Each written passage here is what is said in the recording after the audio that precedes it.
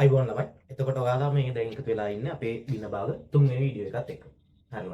ඉතින් අපි කලින් වීඩියෝ එකේදී කතා කරා කොහොමද මේ පරිමේෂිතයක් භින්න භාග වලට වෙන් කරන්න කියන එක. අපි කතා කරේ නියම පරිමේෂිත ගැන. හරි.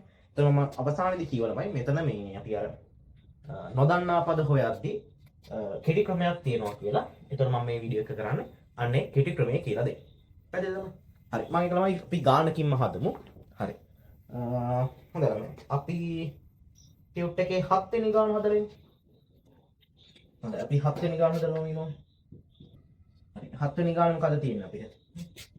x ධන 2 බෙදීම x ධන 3 වතාවක් 2x ධන 5 තමා ළමයි භින්න භාග වලට වෙන් කරන්න තියෙන්නේ.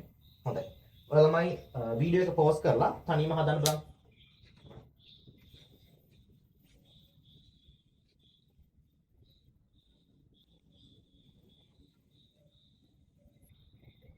හොඳයි. කොහොමද දන්නවද මෙයාව? එතකොට අපි මෙයාව ඉස්සලාම හරය සාධක වලට වෙන් කරලාමයි තියෙන්නේ. අපි එහෙනම් වෙන වෙනම සාධක ලියා ගන්නවානේ. හරි. එක සාධකයක් තමයි x ධන 3. හරි. අනික් සාධකය තමයි 2x ධන 5. හා. ඊට පස්සේ ළමයි මොකද කරන්නේ අපි?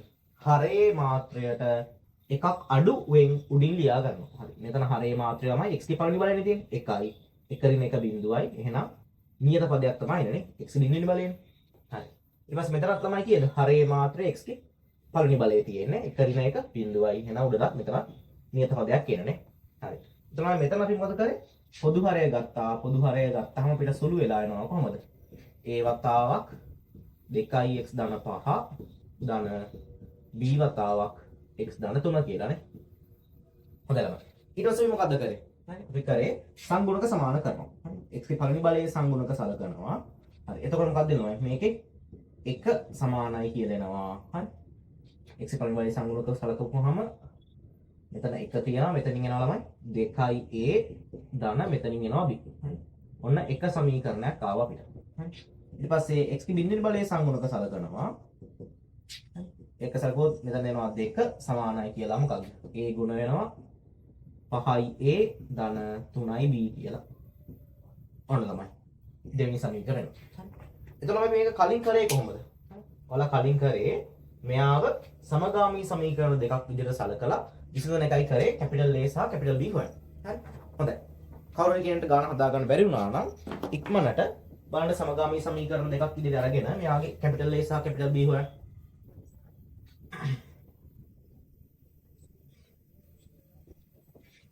හොඳයි. අපි කොහොමද කරන්නේ ළමයි? මෙතන එතකොට අපිට පුළුවනි B ව අයින් කරගන්න ඕන නම් දෙවෙනි සමීකරණයෙන් අඩු කරනවා. sorry. අපි එහෙම කරමු. හරි. පළවෙනි සමීකරණේ 3ෙන් ගුණ කරලා දෙවෙනි සමීකරණයෙන් අඩු කරනවා. හරි. එතකොට පළවෙනි සමීකරණේ 3ෙන් ගුණ කරපුවාම මෙතන 3ib හැදෙනවා. දෙකෙන් අඩු කරා කියන්නේ එතකොට මෙතන ඍණ 3ib හැදෙනවා. ඒ කියන්නේ 3ib ට ධන 3යි ඍණ 3ib කැන්සල් වෙලා යනවා. හරි. ඒ කියන්නේ b කැන්සල් වෙනවා සම්පූර්ණ. හරි. මොකක්ද එතකොට? පළවෙනි සමීකරණේ 3ෙන් ගුණ කරලා ළමයි. ඒ කියන්නේ මෙතන එනවා 3ක්. දෙවෙනි සමීකරණයෙන් අඩු කරා කියන්නේ 3 ඍණ 2යි. සමානයි මෙතන එනවා කීයද?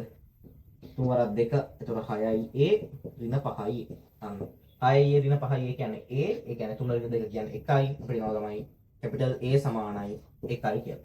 අන්න කැපිටල් a සමානයි 1යි නම් ළමයි අපිට පළවෙනි සමීකරණයෙන් ගන්න පුළුවන් කොහොමද?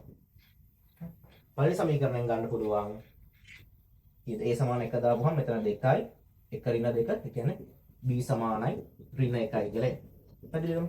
හරි. එතකොට මෙතනත් මේ අර සමගාමී සමීකරණ අපිට තරමක් ලේසියෙන් හොයන්න පුළුවන්. ඒක මම කලින් කිව්වා මේ ඔය නොදන්නා පද ගණන 3ක් විතර වගේ 4ක් විතර වගේ යනකොට තමයි ටිකක් ඔය අමාරු කරන්නේ සමගාමී සමීකරණ වලින් විසඳලා මෙන්න මේ නොදන්නා පද හොයන එක. පැහැදිලිද? හරි. එතකොට ළමයි මම මේ ඔබට ලේසි ක්‍රමයක් කියනවා. හරි. ලේසි ක්‍රමය තමයි මේක. හොඳයි. එතකොට එක්සෑම් එකේදී ළමයි මේ අපිට ලකුණු දෙද්දී ඔයාලගේ දැන් O level කාලේ හැම හොඳට චෙක් කරලා තියෙන ඔය සමගාමී සමීකරණ විසඳන ඒවා හැම O level කාලේදී චෙක් කරලා තියෙනවා. එතනමයි A level කාලේදී කොයි වෙලාවකවත් මේ සමගාමී සමීකරණ විසඳනවට ලකුණු දෙන්නේ නැහැ. හරි. ඒ කියන්නේ මෙන්න මේ පාර්ට් එකට ලකුණු දෙන්නේ නැහැ. හරි. සමගාමී සමීකරණ ගන්නවට ලකුණු දෙනවා. ඊට පස්සේ විසඳනවට ලකුණු දෙන්නේ නැහැ. ඊට පස්සේ ආයෙමයි අවසාන උත්තර වලට තමයි ලකුණු හම්බෙන්නේ. හරි. ඒක නිසා ඔයාලා කොච්චර පියවර දාගෙන ලිව්වත් සමගාමී සමීකරණ විසඳනවට ලකුණු හම්බෙන්නේ නැහැ. හරිද? ඒක නිසා පුළුවන් තරම් ඉක්මනට සමගාමී සමීකරණ දෙක ලියලා දෙක හරි එන සමගාමී සමීකරණ ගන්න ලියලා විසඳන එක විසඳලා අවසාන උත්තරේ ලියන එක තමයි කරන්න ඕනේ. විසඳන පාර්ට් එක ලකුණු නැහැ. A level කාලේ. ඒක නිසා ළමයි මෙන්න මෙතනදී අපි කරනවා මෙන්න මෙහෙම පියවරක්. හරි. මේ විදිහට අපිට ලේසියෙන් හොයාගන්න පුළුවන් මෙන්න මේ සංගුණ මේ අපිට නොදන්නා පද ටික. හරි. කැපිටල් A සහ කැපිටල් B. මේ ගානට අදාළ කරනවා. හරි ළමයි. මෙතන ආවේ A සමානයි 1යි B සමානයි ඍණ 1නේ. හරි. මම ඔක පොඩ්ඩක් පැත්තකින් ලියා ගන්නම්. මොකද නැත්තම් මට ඔක අමතක වුණොත් එහෙම. A සමානයි 1යි B සමානයි ඍණ 1යි ආවේ අපිට. හරි. හරි ළමයි. එතකොට මෙතනදී කරන්නේ අපි හරි. කලින් වගේම හරි ළමයි. ඔන්න දැන් ආයෙ මුලින් ඉඳන් ගාන හදනවා කියලා හිතන්නකො. හරි. ඔන්න 7 වෙනි ගාන අපි කෙටි ක්‍රමය පාවිච්චි කරලා හදනවා. හරි. හොඳයි. එතකොට මේක ළමයි මේ ඔළුවේ තියාගන්න මොකක්ද මේ මම මේ කරන කෙටි ක්‍රමය කියලා මේ හරි. ඒක නෝට් එකක් දෙන්න අමාරුයි ඉතින්. හරි. ඔළුවේ තියාගන්න මොකද්ද මේ කරන්නේ කියලා. හරි. ඕනනම් මම කරන පියවර ඔයාලට ඕනනම් නෝට් එකක් ඕනනම් පැන්සලෙන් ලියා ගන්න. හරි. හොඳයි. එතකොට මේක කරන්නේ මෙහෙම. හරි. එතකොට අපි 7 වෙනි ගාන ආයෙ මුලින් ඉඳන් හදනවා කියමුකෝ. හරි. කොහොමද කරන්නේ?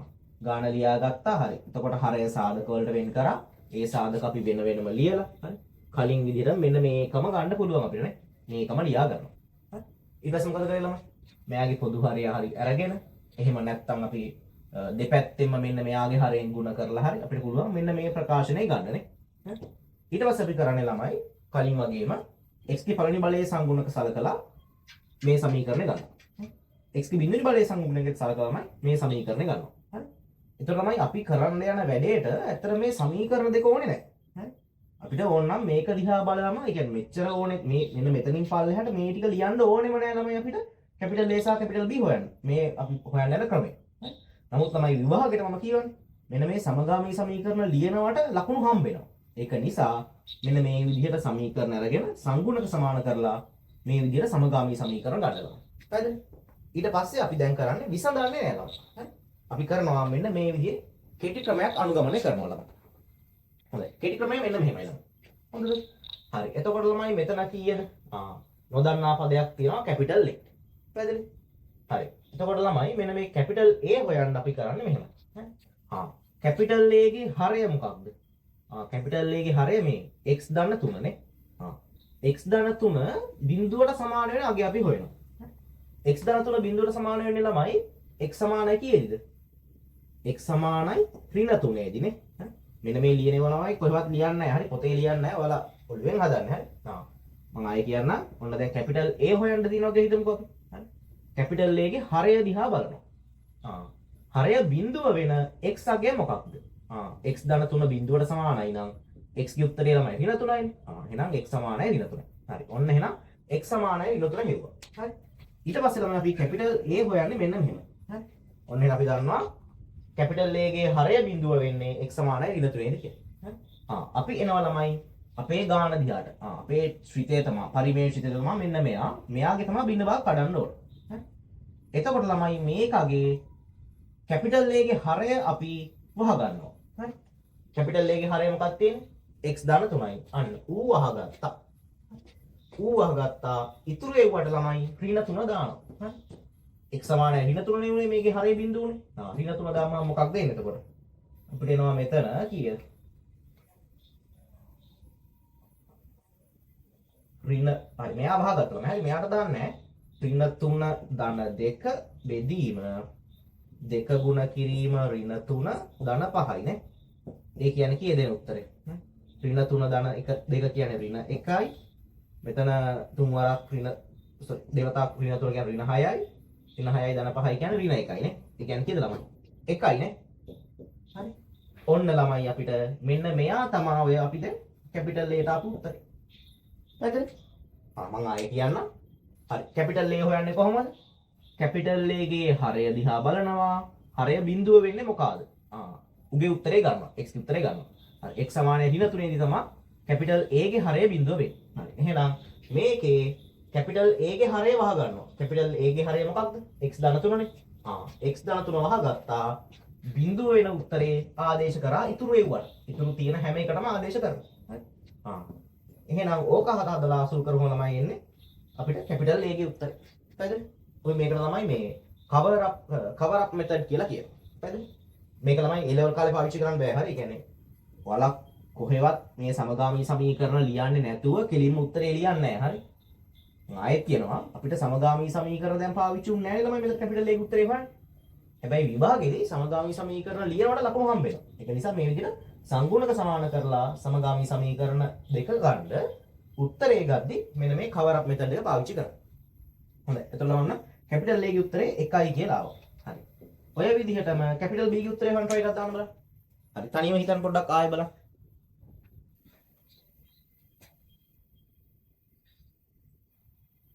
හොඳයි. තනියම හදලා ඉවර වෙලා මෙන්න මේක බලා ගන්න. හරි. මම කියලා දෙන්න ඕනේ. දැන් කැපිටල් B හොයන විදිහ. හරි. ඔන්න ළමයි අපිට කැපිටල් A සමාන 1. කලින් ආ උත්තරේම ආවා. හරි. කැපිටල් A සමානයි 1යි කියලා ආවා. කලින් උත්තරේම ආවා. හරි. හරි. දැන් B හොයන්න කොහමද ළමයි? ඕන්න කැමති කෙනෙක්ට දැන් කැපිටල් A හොයලානේ තියෙන්නේ කියලා මෙතන එක සමීකරණයකට ආදේශ කරලා ඕනනම් කැපිටල් B හොයන්නත් පුළුවන්. ප්‍රශ්නයක් නැහැ. හරි. අපි තොරලා මේක කැපිටල් A ගත්ත විදිහටම කැපිටල් B ගන්න try කරමු. හරි. එතකොට ළමයි කැපිටල් B ගන්නේ කොහොමද? කැපිටල් B ගේ හරය දිහා බලනවා. කැපිටල් B ගේ හරය මොකක්ද? 2x ධන 5යි. ඌ බිඳුවට සමාන වෙන්නේ මොනවාගේද? 2x ධන 5 බිඳුවට සමාන වෙන්නේ කේජිද තමයි. x සමානයි ඍණ 5 බෙදීම 2ේදී නේ. හරි. ඕන්න ඔයාලා බිඳුවට සමාන කරලා හොයන්න. හරි. ඒතර x සමානයි ඍණ 5 බෙදීම 2ේදී තමයි කැපිටල් B ගේ හරය බිඳුව වෙන්නේ. අන්න. දැන් ළමයි මෙන්න මේකගේ B ගේ හරය වහ ගන්නවා. හරි. අපිට පරිමේෂිතේ බිඳුව කඩන්න තියෙන එකාගේ හරය බිඳුව කරගන්න. හරි හරය වහ ගන්නවා. හරි. අපි වහ ගන්නවා. හරි. તો B ගේ උත්තරේ හොයන්න ඕනේ. B ගේ හරය 2x ධන 5නේ. අන්න ඌ වහ ගන්නවා ළමයි මේකේ. හරි. උත දාන්නේ නැහැ අපි. හරි. උත x ගේ උත්තරේ දාන්නේ නැහැ. හරි. කීයද තියෙන්නේ x සමානයි ඍණ 5 බෙදීම 2නේ. එහෙනම් දාන්නනේ ඍණ 5 බෙදීම 2. මොකක්ද ඉන්නේ එතකොට? ඍණ 5 බෙදීම 2 ධන 2 එනවා ලවයේ. හරය එනවා ඍණ 5 බෙදීම 2 ධන 3. හරි. දැන් මෙයාට දාන්නේ ළමයි. මෙයා වහගෙන තියෙන. හරි. එතකොට ළමයි මෙන්න මේක සුළු කරොත් ඔයාලට එන්නේ කැපිටල් B ගේ උත්තරේ. පැහැදිලි? හරි. බලන්න සුළු කරමු. ඊට මෙතන පොදු හරය 2 ගත්තොත් 2 2 4යි. ඍණ 5 ධන 4 කියන්නේ ඍණ 1 බෙදීම 2යි. බෙදනවා මෙතන ගත්තොත් 3 2 6යි. ඍණ 5 ධන 6 කියන්නේ එතකොට එතන 2 1යි. කියන්නේ 2 2 කැන්සල් වෙනවා ගිහිලා අපිට එනවා කැපිටල් B සමානයි ඍණ 1යි කියලා. පැහැදිලිද? ඒතර කලින් අපි මෙන්න මේ සමගාමී සමීකරණ දෙක විසඳලාම හොයපු උත්තරම ආපහු එනවා. හරිද? ඔන්න එහෙනම් B සමානයි ඍණ 1යි කියලා. පැහැදිලි? බොහොම ලේසි ක්‍රමයක් තියෙන්නේ මෙතන. හරි? කොහොමද ගමන්නේ ළමයි? සමගාමී සමීකරණ අපි දැන් මෙතනදී පාවිච්චි උනේ නැහැ. හැබැයි ඔයාලා සංගුණක සමාන කරලා සමගාමී සමීකරණ ලියලා ඉවර වෙලා මේ මෙතඩ් එක පාවිච්චි කරලා කැපිටල් A ගේ උත්තර හොයාගන්න. පැහැදිලි? හරි දැන් මෙතන නම් ළමයි අපිට කැපිටල් මම කලින් කිව්වා කැපිටල් A ගේ උත්තරේ 1යි කියලා හොයාගෙන අපි සමගාමී සමීකරණත් හොයලානේ තියෙන්නේ. ඒක නිසා මෙතන සමීකරණයකට ආදේශ කරලා B හෙව්වත් කමක් නැහැ. නමුත් මම මෙතන cover up method එක වලට කියලා දෙන්න ඕනේ නිසා මෙතනත් B අපි ඒ cover up method එකෙන්ම තමයි හෙව්වේ.